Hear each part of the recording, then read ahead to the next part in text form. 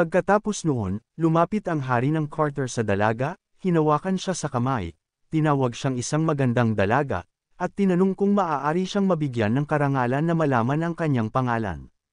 Pagkatapos, nagsalita ang hari at sinabing ito ang ampon na anak ng pamilya Dragonblood, na nagngangalang Sinya. Dagdag pa niya, tila nagustuhan ni Haring Carter ang dalaga, at dahil sasamahan siya ng kanyang tatlong mahalagang anak na babae, magiging malungkot ang mga ito sa piging, ngunit maaari siyang makipag-usap kay Haring Carter. Nagalit ang bata sa mga salitang iyon. Sa sandaling iyon, lalo pang hinigpitan ng hari ang pagkakahawak sa kamay ng dalaga at sinabi na napakaganda ng kanyang pangalan, at iniutos sa kanya na lumapit pa. Nasaktan ang dalaga sa higpit ng paghawak ng lalaki sa kanyang kamay at nagsimula siyang umiyak. Doon na nakialam si Clay at inalis ang kamay ng hari mula sa kanyang nakababatang kapatid. Humarap siya kay Haring Carter at sinabing magpakita ito ng dignidad, kung hindi siya magdadalawang isip na kumilos. Bilang tugon, mayabang na tinanong ng lalaki ang bata kung sino siya at sinabing walang karapatang takutin siya ng pamilya Dragonblood. Inutusan ng hari ang bata na umalis at sinabing siya ang Panginoon ng kaharian, kaya wala sa bata ang desisyon kung sino ang pipiliin niyang maging kasama. Dahil sa mga salitang iyon, nagalit ang bata at pinalabas ang kanyang mahiwagang mga baging. Natakot ang hari at umatras. Isa sa mga mahiwagang baging ay napakalapit sa mukha ni Haring Carter. Tinanong ng lalaki ang bata kung talaga bang nais niyang patayin siya. Pagkatapos noon, humarap ang hari sa kanyang kaibigang si Edward at tinanong kung ano ang ibig sabihin ng lahat ng ito. Bilang tugon, tumawa ang lalaki at sinabing ito ang ikalimang anak ng pamilya Dragonblood at napagtanto niyang hindi pa narinig ng kanyang kaibigan ang tungkol sa Scarlet Baron. Dagdag pa niya, hindi niya kayang kontrolin ang bata. Ngunit kung hindi dahil sa matagal at matibay nilang pagkakaibigan ni Haring Carter, hindi siya mag-aalinlangang kumilos. Matapos noon, humarap si Edward sa bata at sinabing sapat na ang kanyang ginawa upang maiwasan ang pagsiklab ng digmaan sa pagitan ng kanilang mga kaharian. Dagdag pa niya, masyado nang lumampas ang bata at dapat siyang humingi ng paumanhin kay kanyang kamahalan. Nang marinig ito ni Clay, lalong nagalit siya at sinabing kung talagang lumampas na siya. Matagal nang patay ang hari kung totoong samobra siya pagkatapos, iminungkahi ni Edwards na magpakalma muna sina Haring Carter at Clay at sinabi niyang hindi nila ito mareresolba sa isang marangal na paraan. Tinawag ng hari ang bata na walang modo at sinabing, sino man siya, Scarlet Baron man o iba pa, kailangan niyang maunawaan na nangangailangan ng matinding tapang upang tanggapin ang hamon. Sinabi ng hari na magpapadala sila ng tig-isang mandirigma at ito ay magiging isang labanan hanggang kamatayan. Bilang sagot, sinabi ng bata na magiging masaya siya kung magkakaroon siya ng pagkakataong harapin mismo ang hari. Nagalit ang hari at inutusan ang kanyang isinumpang alipin na si Pierre na lumabas. Sa sandaling iyon, lumabas sa silid ang isang dambuhalang lalaki na mas mukhang halimaw. Naglabas ito ng malakas at matinis na alulong. Sinabi ng hari na siya ang pinakamalakas na gladiator ng kaharian ng Carter at ang kanyang personal na alipin na lalaban para sa kanya. Pagkatapos noon, tinanong ng hari ang bata kung ano ang kanyang magiging desisyon at idinagdag na kung natatakot siya, may pagkakataon pa siyang lumuhod at magmakaawa para sa kanyang buhay. Tumayo ang bata at tinawag ang kanyang kampyon. Lumapit ang isang lalaki at tinanong ang binata kung sino ang kanyang ipapalaban. Itinuro ng bata ang dambuhalang lalaki at sinabing kailangan itong patayin. Makalipas ang ilang sandali, natagpuan nila ang kanilang sarili sa arena. Inanunsyo na si Pero, isang mandirigma ng pamilya Dragonblood mula sa kaharian ng Stormwind, ay lalaban kay Pierre, ang gladiator ng kaharian ng Carter. Inihayag din na ang laban nila ay hanggang sa kamatayan. Matapos iyon, opisyal nang sinimula ng tagapamahala ng arena ang labanan. Sabay na sumugod ang dalawa, at napaatras sandali si Pero. Napangiti siya bago makailang at bumulong sa sarili, nakalimutan ko na ang pangalan niya, pero hindi ko malilimutan kung gaano siya kaingay. Sa kabila ng ingay ng arena, patuloy nilang pinakawalan ng malalakas na atake at mabilis na galaw, bawat isa ay naghahanap ng pagkakataong pabagsakin ang isa't isa. Ang kanilang sagupaan ay parang isang sayaw ng kamatayan, isang laban na puno ng bilis, lakas, at matinding determinasyon. At noong oras na iyon, magkasamang nakaupo sa tribuna sina Zinnia at Clay. Tinanong ng dalaga ang kanyang kapatid kung magiging maayos ba ang laban ni Piero, dahil mukhang napakalakas ni Pierre. Bilang sagot, sinabi ng bata na dapat lang siyang magtiwala rito at idinagdag niyang hindi hamak na kalaban si Pierre sa kanilang mandirigma. Gayunpaman, naisip niya na hindi dapat ito matapos agad, dahil kailangang unti-unting pagurin ang biktima. Samantala, nakaupo malapit sa kanila si Haring Carter at sumisigaw sa kanyang alipin upang patayin ang kalaban. Iniisip naman ng bata na kailanman ay hindi niya nagustuhan ang kasuklam-suklam na tirano, at napakagandang pagkakataon nito upang mapabagsak siya. Nagpatuloy ang matinding sagupaan nina Piero at Pierre. Muling sumigaw ang hari sa kanyang alipin upang lalo pang umarangkada sa laban. Sinabi naman ni Edwards na parehong malalakas ang dalawang mandirigma at mukhang magiging mahaba ang laban. Sa puntong iyon, iminungkahi ni Clay na magpustahan sila upang hindi mainip. Sinabi ni Haring Carter na isang napakagandang mungkahi ito at agad niyang inutusan ang kanyang mga tauhan na ihanda ang talaan ng mga pastahan. Sinunod ng mga tauhan ang kanyang utos. Sinabi ng bata na siya ang mauunang tumaya ng 5 milyong gintong barya para sa kanilang kampyon. Pagkatapos ay tinanong niya ang hari kung mas maliit ba ang kaya nitong itaya. Nagulat ang hari sa napakalaking halaga at naisip niyang ito ay katumbas ng kita ng kaba ng bayan sa loob ng isang buong kwarter. Hindi niya maintindihan kung bakit ganoon kataas ang kumpiyansa ng batang ito. Samantala, patuloy pa rin ang matinding sagupaan sa arena. Tiningnan ng hari ang labanan at sinabi niyang may kalamangan at tagumpay ay isang bagay na lang ng panahon. Pagkatapos, sinabi niya na tumaya siya ng 10 milyong gintong barya kay Pierre. Idinagdag pa niya na sa kita ng kanyang kaharian, kaya niyang maglaan ng ganoong halaga. Bilang tugon, iniulat kay kanyang kamahalan na matapos ibawas ang lahat ng gastusin sa nakaraang panahon, ang natitirang halaga sa kaban ng yaman ay 10 milyon. Pagkatapos, tumawa ang lalaki at sinabi kay Edward na mabuti at nagdesisyon siyang mamuhunan ng pera sa kanyang kaharian dahil nahihirapan siya rito kamakailan. Bilang sagot dito, sinabi ng lalaki na si Clay ang gumawa ng taya at wala siyang kinalaman dito. Sa sandaling iyon, inisip ni Clay na nalunok na ng isda ang pain at kailangan na lang maghintay. Pagkatapos, iniutos ng batang lalaki ang piging na kumilos, at sinunod ng mga lalaki ang utos. Sinimulan ni Piero ang pag-atake kay Pierre ng buong lakas at sumisigaw kung gaano ito kaina at naipapakita niya kung ano ang tunay na kapangyarihan. Nagsimula ng maglaban ang magkalaban. Pagkatapos, ginamit ni Piero ang kanyang kakayahang berserker. Sa isang iglap, sumugod siya sa kanyang kalaban na parang isang mabangis na halimaw. Bago pa man makapaghanda ang kalaban, isang mabilis at matinding hampas ang tumama, nawasak ang sandata nito, at ang buong puwersa ng kanyang atake ay tumagos ng buo. At nagulat si Haring Carter at hindi maunawaan kung ano ang nangyari dahil ibang-iba na ang anyo ni Piero. Sinabi ni Edwards na nagalit ang berserker. Gayunpaman, hindi pa rin maintindihan ng hari kung ano ang nangyayari. Sinabi ni Edwards na sa ganitong estado, wala nang makakapagkontrol sa kanyang lakas. At isang napakalakas na atake ang tumama sa kanilang tabi, yumanig ang buong lugar at nagdulot ng matinding kaguluhan. Sa gulat at takot, napagdesisyonan ng mga hari na agad lisanin ang kanilang mga trono, dahil si Piero, na tuluyan ng nilamon ng kanyang berserker na kapangyarihan, ay hindi na makontrol.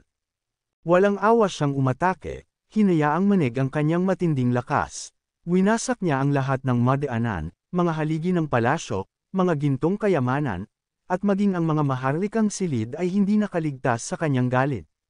Ang dating Mar-Ingel na kaharian ay unti-unting naglaho sa ilalim ng kanyang mapanirang puwersa. Hinawakan ng mga tauhan ng hari ang kanyang kamay at sinabing kailangan nilang tumakas agad dahil nabaliw na ang berserker. Ngunit sa halip, sinabi lang ng hari na kailangan nilang pigilan ang halimaw at tinawag niyang mga walang silbing tanga ang kanyang mga tauhan.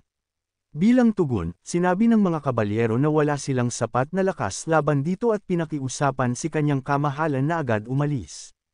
Idinagdag pa niya na kapag nakaalis na ang hari, agad siyang magbibigay ng senadoryas sa hukbo.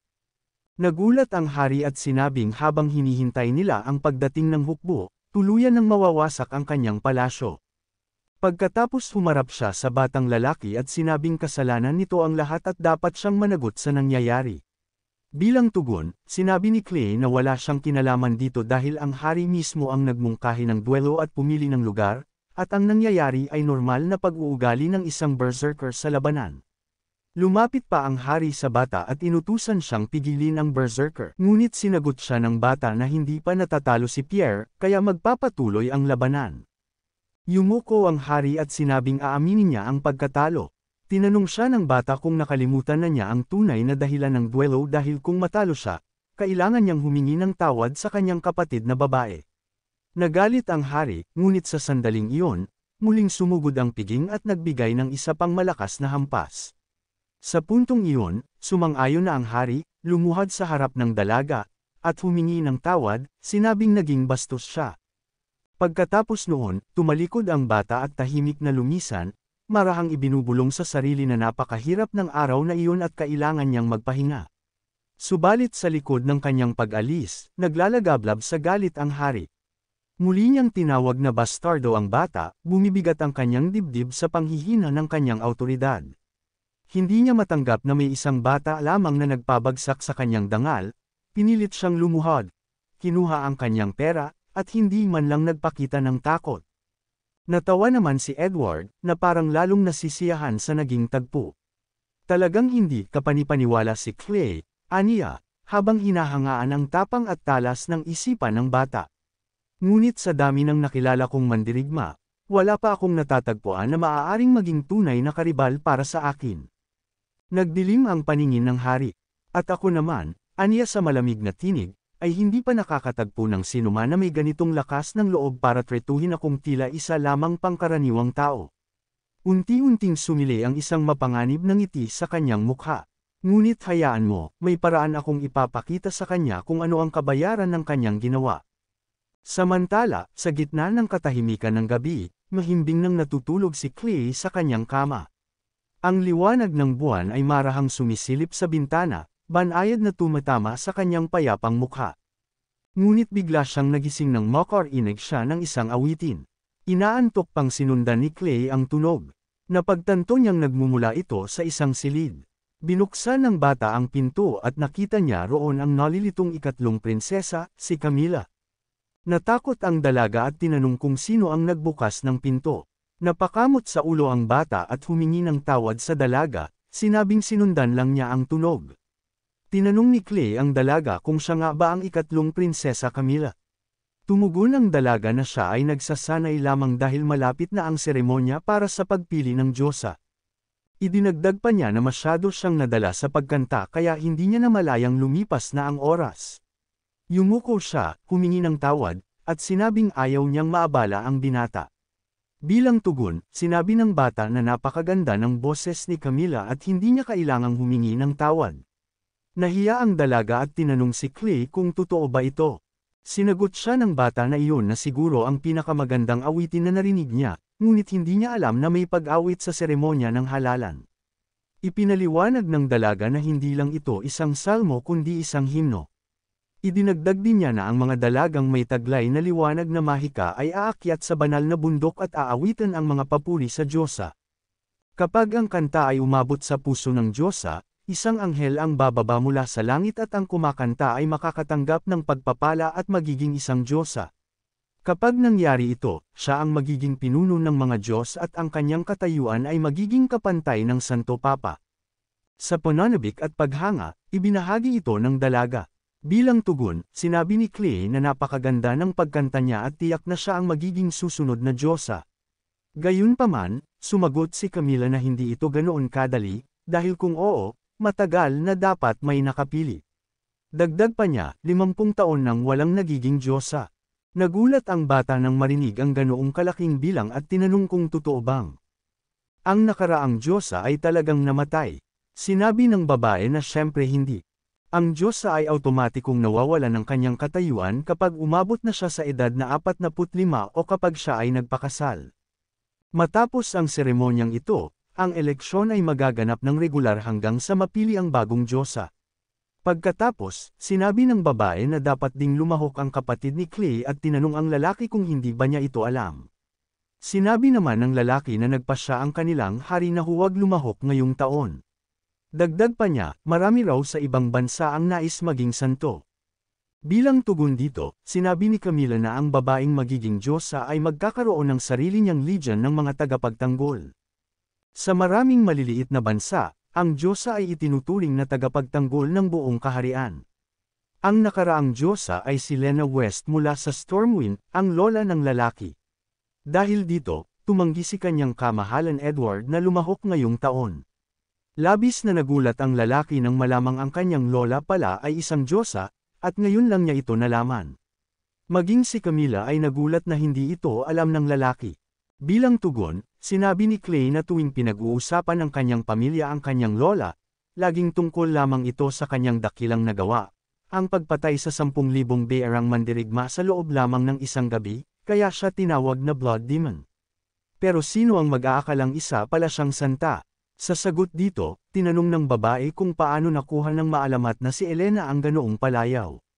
Sumagot ang lalaki na ito ay bahagi ng kasaysayan ng kanilang pamilya. Tumingin ang babae kay Clay na may pagtataka habang ipinapaliwanag ng lalaki na nasugatan ng husto ang binti ng kanyang lolo sa isang digmaan, at ang kanyang mga tiyuhin ay nagtangkang sagipin itong ngunit napatay ng mga bearang mandirigma. Hindi nakayanan ng kanyang lola ang sakit ng pagkawala ng kanyang mga anak, kaya sa loob lamang ng isang gabi, pinatay niya ang buong pangkat ng mga bearang mandirigma, kabilang ang dakilang Archmahiko at ang commander ng banal na espada. Ang puno ng lahat ng ito, ang Sword God Alba, ay dapat ding naging biktima niya, ngunit nailigtas ito ng biglaang pagdating ng papa.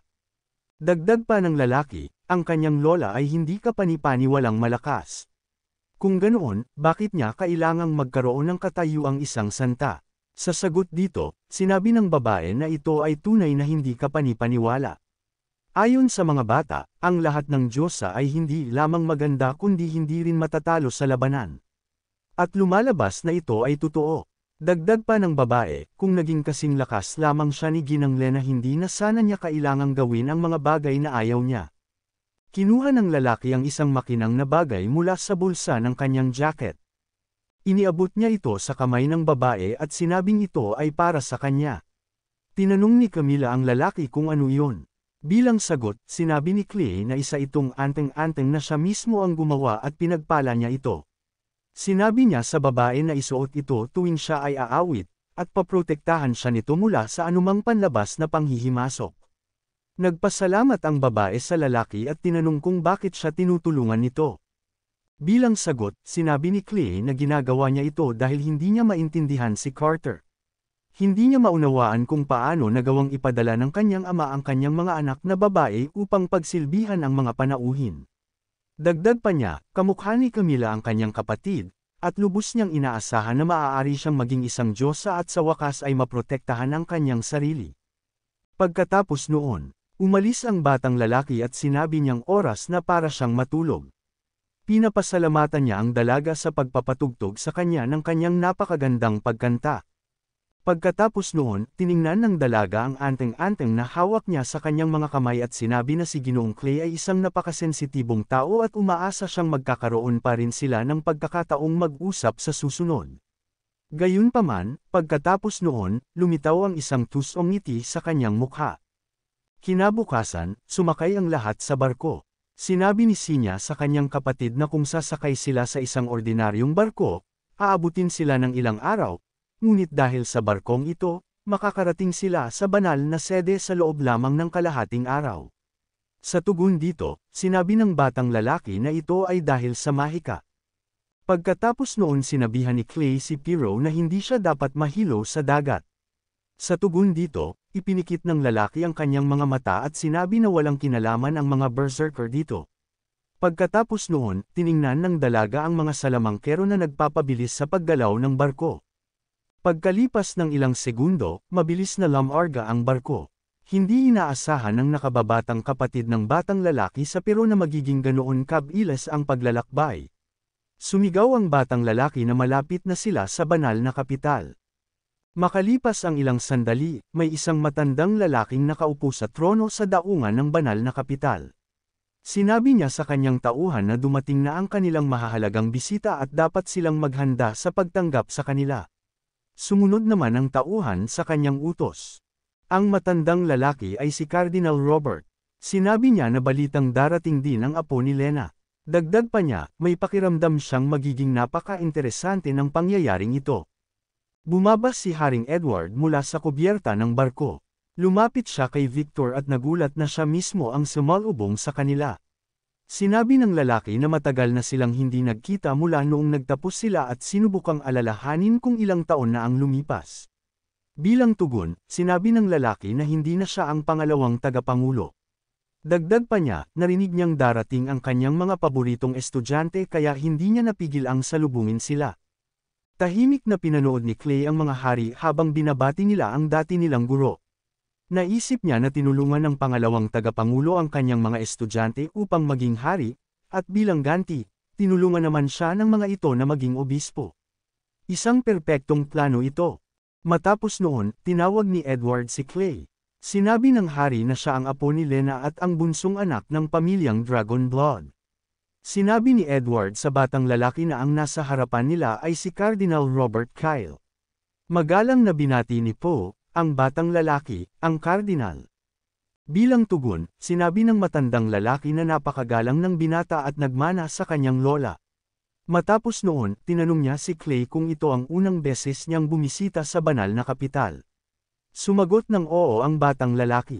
Sinabi ng matanda na maaaring maglibot si Clay sa lungsod at magmasid, dahil tiyak na mababagat siya kung sasama sa matatanda. Gayunpaman, pinaalalahanan siya na bumalik bago magsimula ang mga duelo. Sinabi rin ng matanda sa nakababatang kapatid ng batang lalaki na bumisita sa isang tindahan ng mahika na tinatawag na Divide Light dahil maraming kawili-wiling bagay doon.